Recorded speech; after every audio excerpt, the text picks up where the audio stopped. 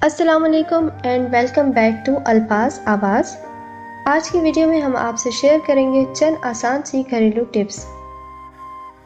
अगर चने या दाल गलाना हो तो थोड़ा सा दूध पकते हुए सालन में शामिल कर दें।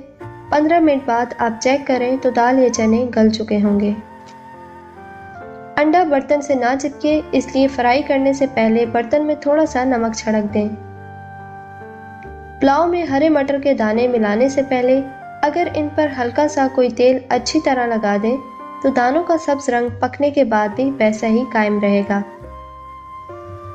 कीमा चाहे बकरी का हो या गाय का, पकाने के दौरान काला पड़ने लगता है। अगर कीमे को भूनते वक्त बगैर तेल के इसे पकाएं। जब कीमा पूरी तरह से गल जाए तो इसे तेल शामिल करके भूनें।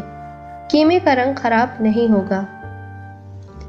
अगर कबाब खस्ता बनाने हैं तो इसमें पकाते वक्त प्याज न डालें, बल्कि मसाले में बारीक कटी हुई प्याज शामिल करें।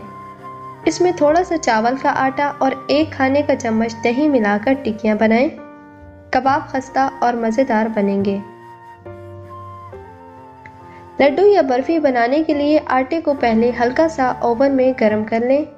इससे मज़े में इजाफा होगा और घी का खर्च भी कम होगा।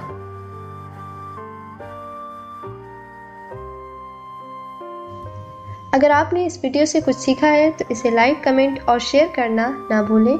मज़ीद ऐसी वीडियो देखने के लिए हमारे चैनल अल्फाज आवाज़ को सब्सक्राइब करके हमारी टीम का हिस्सा बनें। शुक्रिया।